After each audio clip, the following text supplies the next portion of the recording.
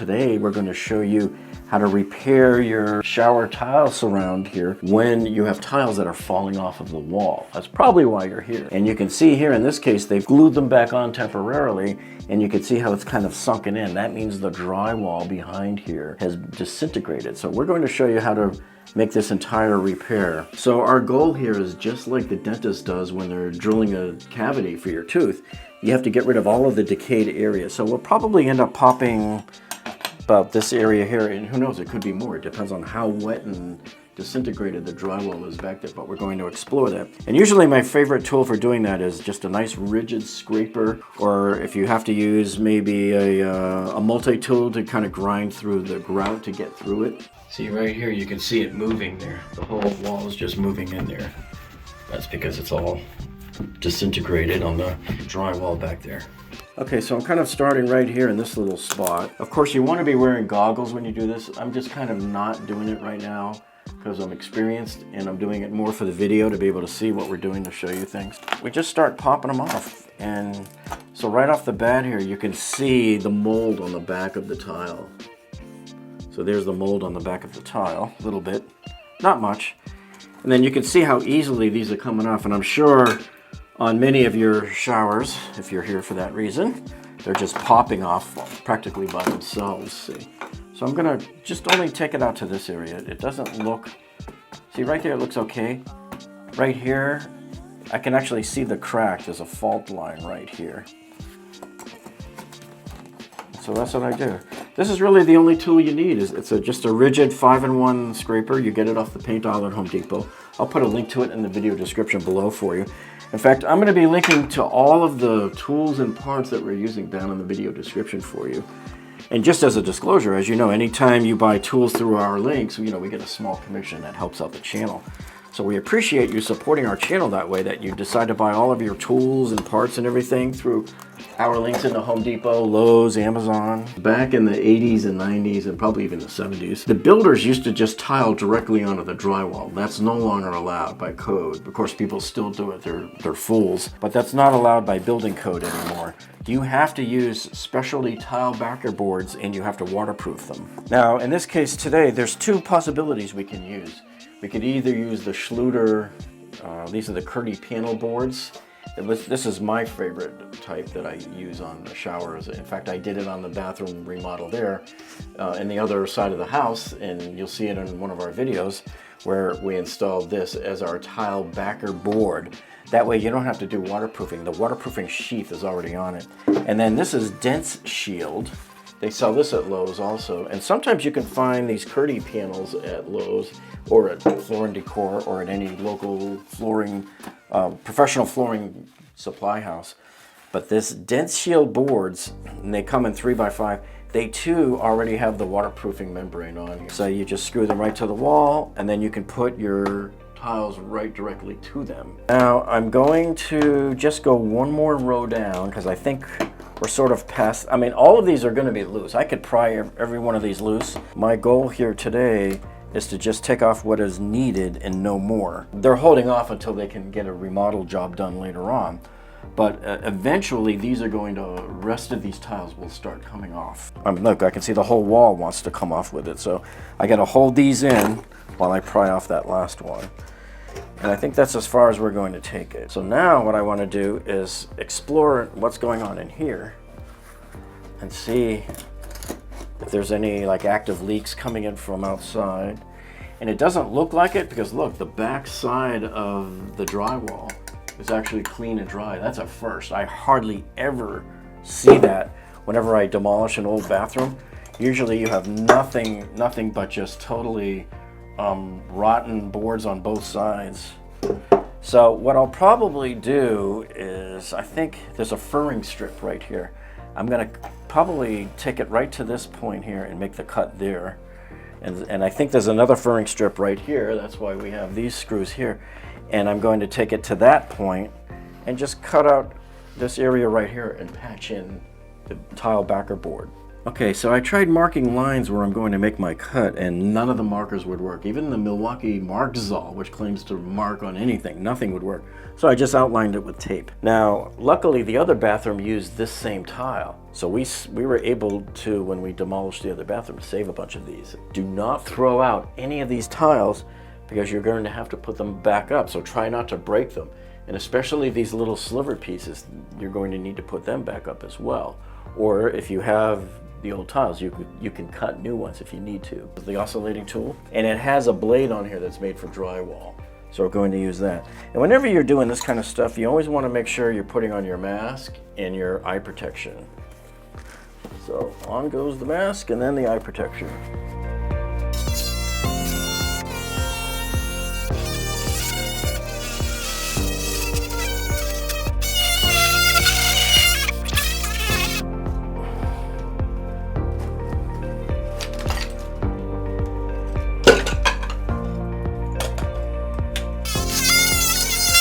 Okay, now if you look right here, because the nails rusted that were securing the furring strip to the cement block wall, you can see it's moving, and that's part of the problem here. So we're going to secure this back down with some blue Tapcons. Okay, so we finished cutting everything up, and as you can see, it was just too crumbly over here, so I actually had to go here beyond the furring strip, which I really didn't want to do, but we had no choice. Now, I noticed when I opened this up, you see how there's no support up here for the wall? So that's part of the reason it caved in. So I'm going to get a piece of wood here, and then we're also going to slip another piece under here and screw this part into the wood, and then also screw my patch piece into the wood. And then we're going to put another piece over here as well.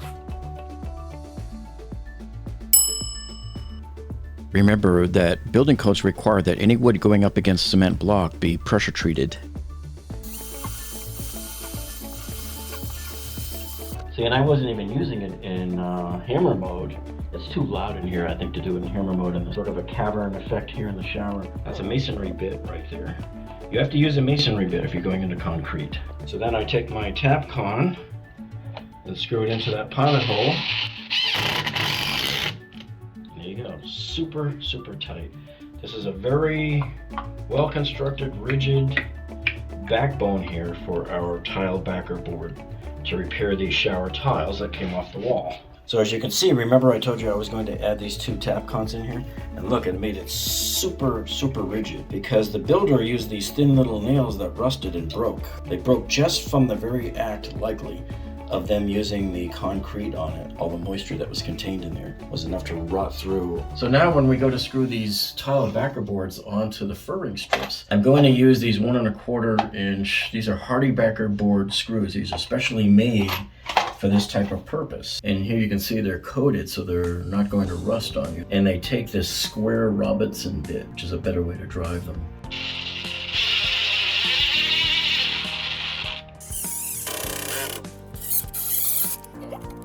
Okay, so you can see we've taken our roll of our cementitious backer board mesh tape and we put it here on all of the seams. Now with the dense shield boards, this is the way the manufacturer instructs you to waterproof it. You put this stuff down and we'll put down some skim coating of the tile mortar first. And then I'm also going to put silicone around all of these seams here and around underneath the sill so that no water could get past here and go beyond this spot. So here I'm using just 100% pure silicone to get in there and seal off all of those openings and seams.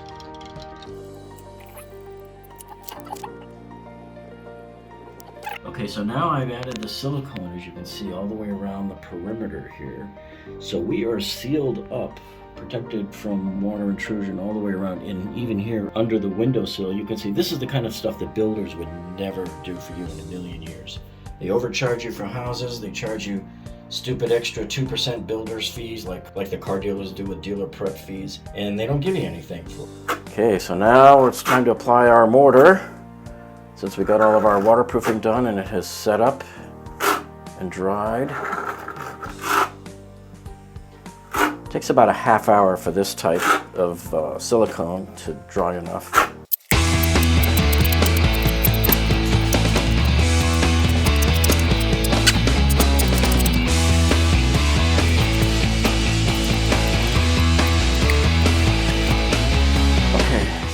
when I take the old tiles, I always like to scrape off all of the grout. You have to spend some time and scrape all the old grout off of the tiles. Make sure you're putting on what it looks like brand new tiles. And you got to make sure you back butter them because you want 100% adhesion in the wet zone here in the shower. The Tile Council of North America handbooks tell you to strive for 100% adhesion. Now I'm going to create my trowel lines.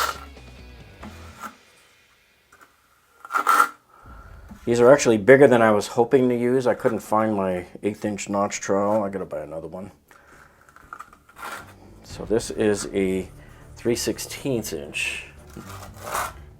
And you notice how you make all of your trowel lines parallel so that the air has somewhere to go when you're making the lines collapse. Too many people, you see these idiots on TV, they go whoosh, whoosh.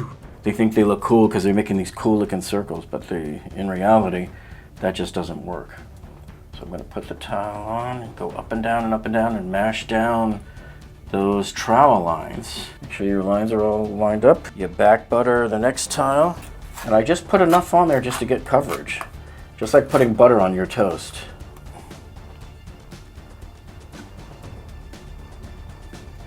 Make sure you go up and down to mash down those trowel lines. Another thing you can do is at the edge of the tile, I usually take my blade here and just scrape and remove any of the thin set that's right there so that it won't ooze up in between the tiles. I want to test how my coverage looks after I mash it down.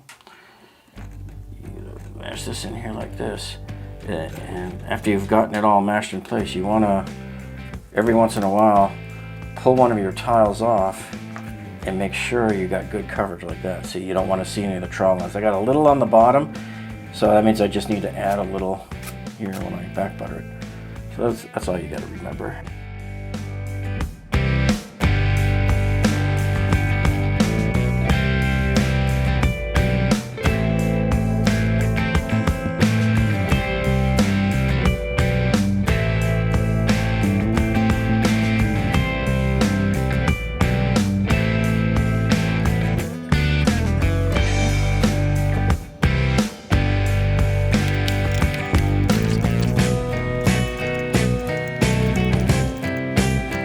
Now I'm just scraping out the grout lines here, making sure there's nothing on there. Some of these tiles had some caulk from when they tried to fix it before, so we'll scrape it off. Alright, since we only need just a small amount of grout, I just mixed them up in a cup, mixed it real well. We'll put it here on the grout front, and then just start applying.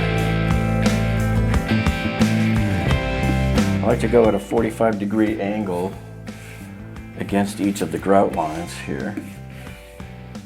That's the best way to get it in without scooping it right back out.